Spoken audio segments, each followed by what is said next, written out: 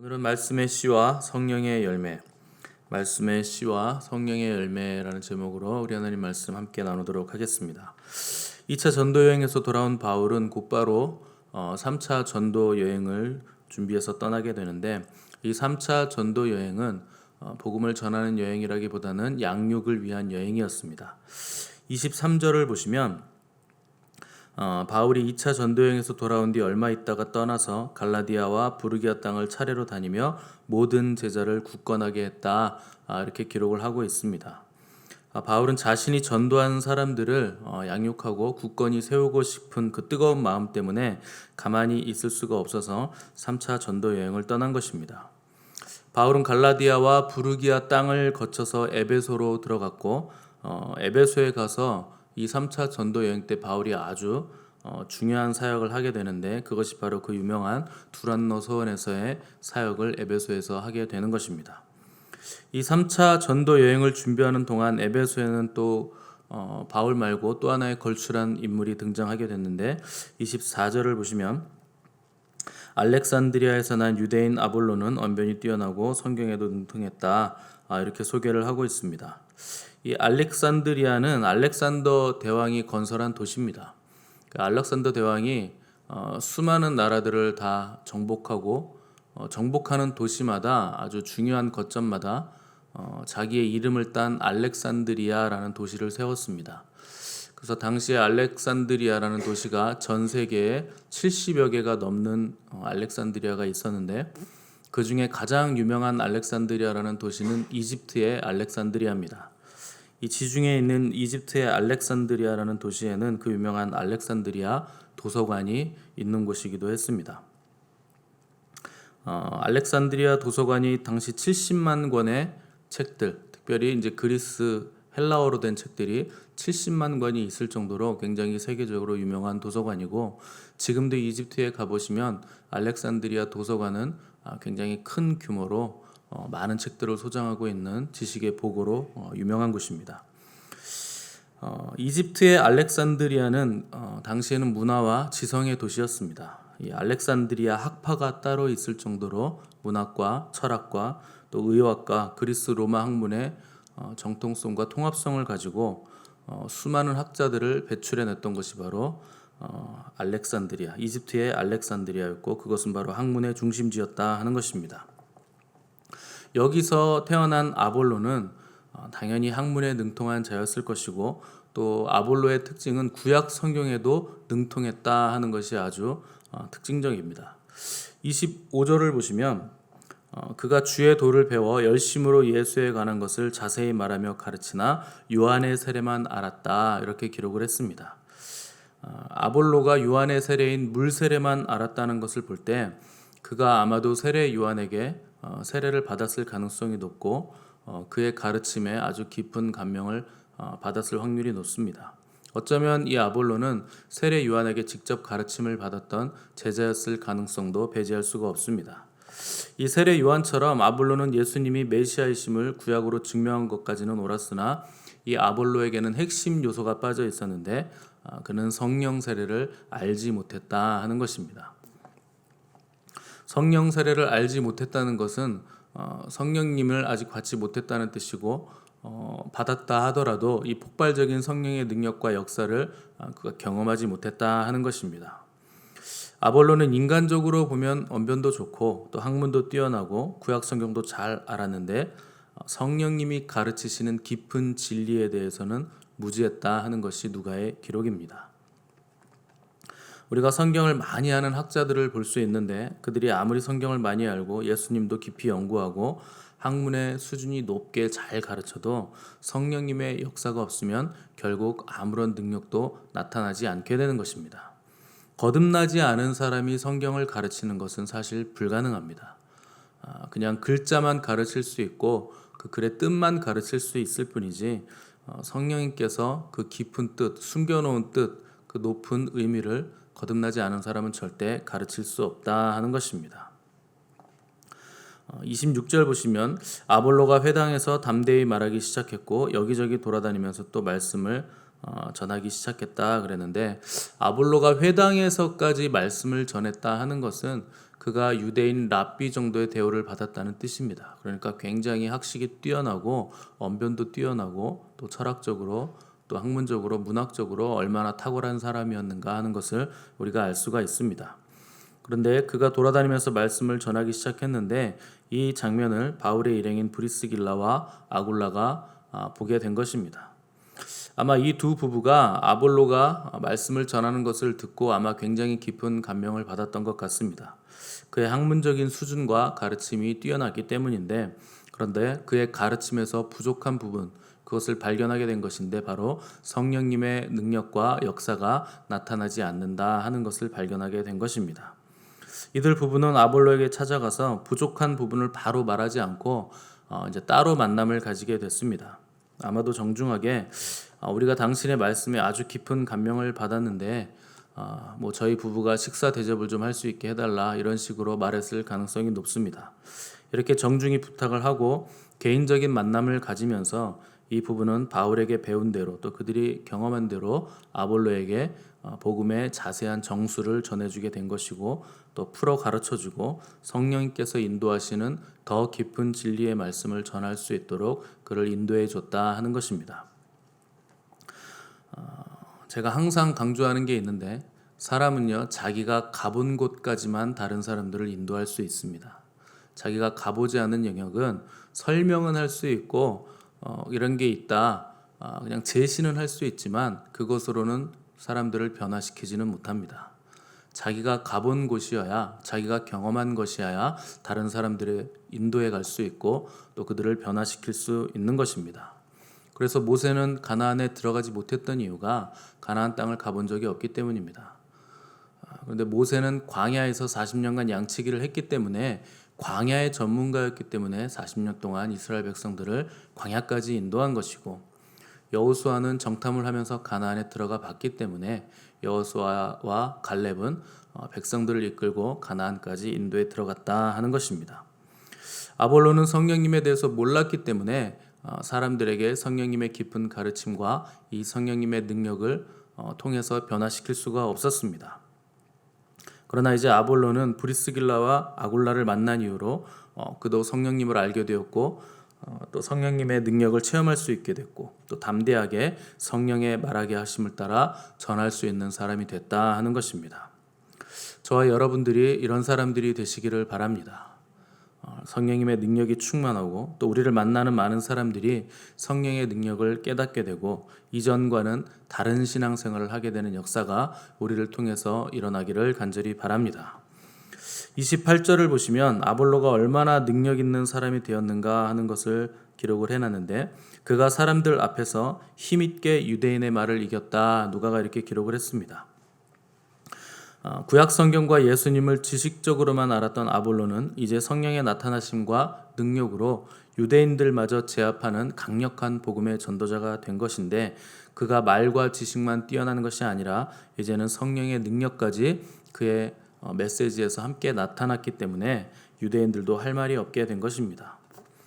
후에 바울이 고린도전서 3장에서 편지 쓴 것을 보면 아볼로에 대해서 이렇게 기록을 했습니다. 나는 심었고 아볼로는 물을 주었다.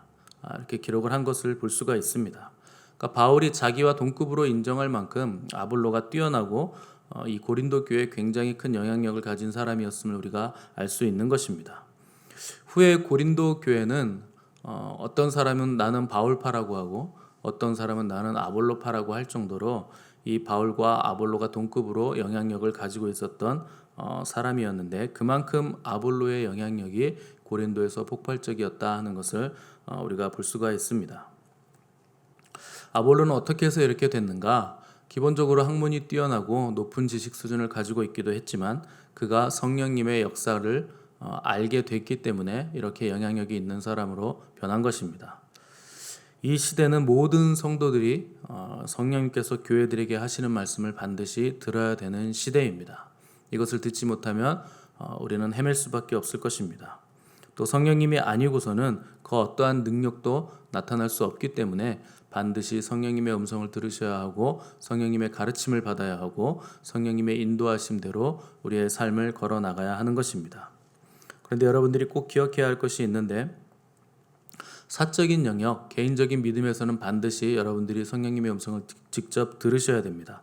그러나 공적인 영역에서는 하나님의 말씀이 전달되는 방식은 질서와 체계가 있다 하는 것도 기억을 하셔야 됩니다.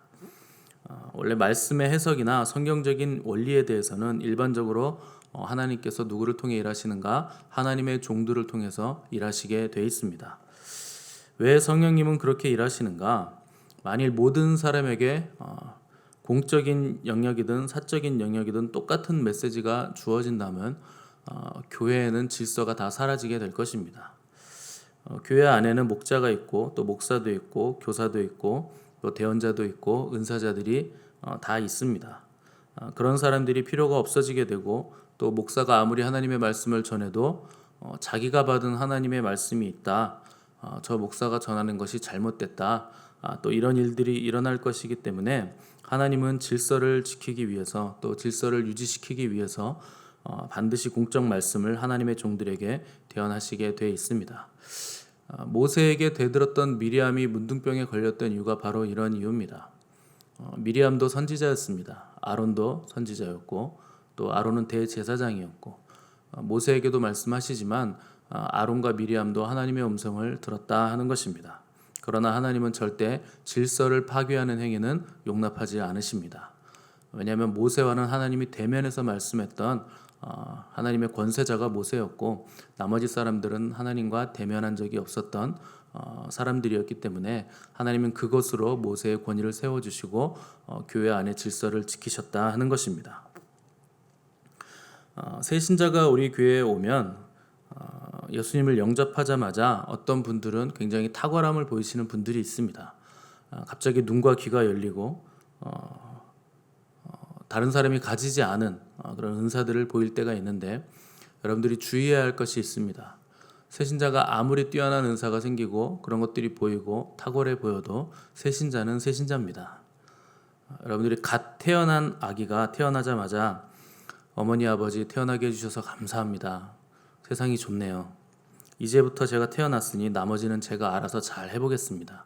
좋은 거 먹으면서 놀러 다니시고 여행 다니시고 제 교육 문제 이런 거 걱정하지 마시고 제가 어떻게 해서든지 제 앞가림을 해볼 테니까 돈 문제도 걱정하지 마십시오. 태어나자마자 이렇게 얘기하는 아기는 없습니다. 마찬가지로 교회 안에는 믿음이 큰 자가 있고 장성한 자들이 있고 또 어린아이처럼 이제 막 태어난 새신자도 있는 것입니다.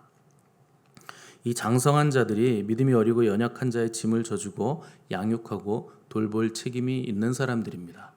근데 우리는 어리석게도 무슨 은사가 나타난다, 뭐가 뛰어난 게 보인다, 그러면 그 사람이 믿음이 좋은 줄로 착각합니다.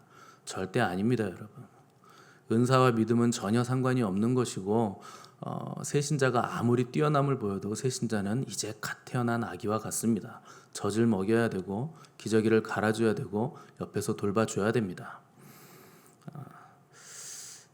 지금 당장 나는 오래됐는데도 나는 왜 지금 성령의 음성이 들리지 않는가 탄식하거나 실망할 필요가 없습니다. 여러분들은 매주 또 매일 목사를 통해서 하나님의 음성을 듣고 있기 때문에 그것만 여러분들이 잘 붙들으셔도 여러분들의 삶은 완전히 거룩하게 변할 수 있습니다. 그 음성이 직접적으로 들리지 않는다고 실망하지 마시고 먼저 말씀을 잘 들으셔야 됩니다. 이 말씀들은 아비가 자녀에게 훈계를 주는 것과 같고 어미가 음식을 소화되기 쉽게 수준에 맞춰서 요리해서 또 잘게 부수어서 자녀들에게 내어놓는 소화가 잘 되는 음식과도 같은 것입니다.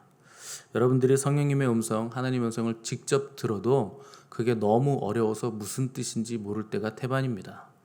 해석이 잘 안 됩니다. 그런데 설교 시간에 듣는 그 말씀들은 다 해석해서 여러분들 수준에 맞게 맞추어서 요리가 돼서 나오기 때문에 여러분들이 이것을 쉽게 들을 수 있다 하는 것입니다.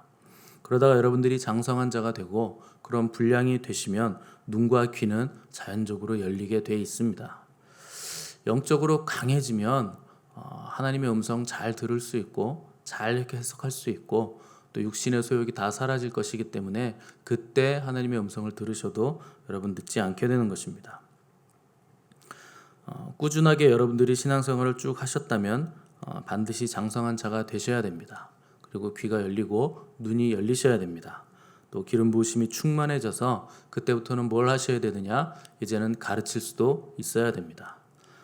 항상 배우나 진리에 이르지 못하는 이유는 항상 듣기만 하고 행함이 없기 때문에 그런 것입니다.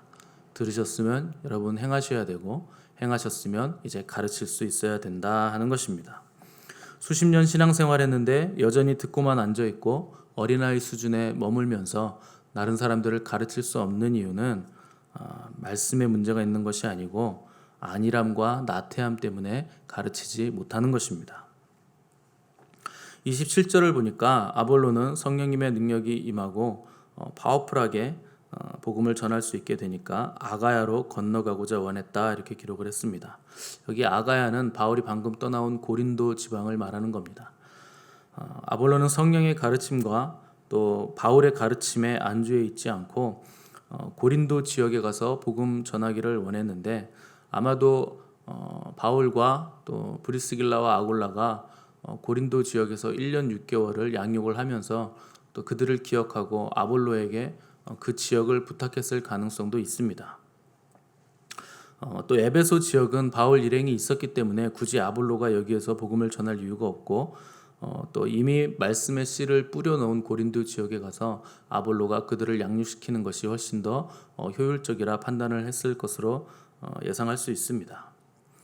아볼로가 고린도 지방에 가서 이제 사역을 하게 됐는데 이미 바울이 1년 6개월 동안 말씀의 씨앗을 뿌려 놓은 것이었기 때문에 아볼로는 거기서 아주 풍성한 열매를 맺을 수가 있었습니다. 여러분 우리가 반드시 기억하실 것이 있는데 씨앗을 뿌리면 반드시 열매는 거두게 돼 있습니다. 우리가 실망할 필요가 전혀 없습니다. 여러분들이 눈물로 씨앗을 뿌리셨다면 반드시 때가 되면 기쁨으로 열매를 거둘 수 있는 것입니다. 내가 거두지 못한다면 다른 누군가가 그 열매를 거두게 돼 있습니다. 그것이 하나님 나라의 법칙입니다. 바울이 뿌린 씨앗의 열매를 누가 거뒀는가? 아볼로가 거뒀습니다. 여러분들이 오늘 풍성한 열매를 거둘 수 있게 된다면 그것은 내가 뿌린 것이 아니라 누군가가 눈물로 뿌려 놓은 것을 때가 되면 하나님께서 나를 통해서 거두게 하신 것입니다. 또 내가 오늘 눈물로 씨앗을 뿌렸는데 계속 뿌리고 있는데 열매를 거둘 수 없었다고 해도 실망하실 필요가 없는 것은 누군가를 통해서 그 열매가 거둬지게 될 것이기 때문에 그렇습니다. 여러분들이 복음의 씨앗을 뿌리고 또 가족, 영혼 구원을 위해서 계속 눈물로 기도하며 복음을 전하는 씨앗을 뿌리시겠지만 때가 돼야 열매가 맺어지는 것입니다. 지금 거두지 못한다고 실망할 필요 없고 또 지금 많이 거뒀다고 자랑할 필요도 없는 것은 누군가 뿌려놓은 것이고 또 누군가 후에 거둘 것이기 때문에 그렇습니다. 오늘 우리가 할 것은 뭔가 씨앗을 뿌리는 겁니다. 성령의 능력을 받은 아볼로가 불타는 마음으로 고린도 지역으로 뛰어 들어간 것처럼 오늘 저와 여러분도 불타는 마음으로 우리의 삶의 자리로 뛰어 들어가는 것이 오늘 우리가 해야 할 일입니다. 지금까지 경험하지 못했던 새로운 차원으로 여러분들 들어가시기 바랍니다. 불타는 마음으로 뛰어 들어가시기 바랍니다. 또 아직 뿌리지 못한 씨가 있다면 인내와 결단으로 오늘 계속 씨를 뿌리시기 바랍니다. 또 그동안 눈물로 씨를 뿌린 분들이 계시다면 기쁨으로 단을 거두시는 은혜가 오늘 있기를 바랍니다.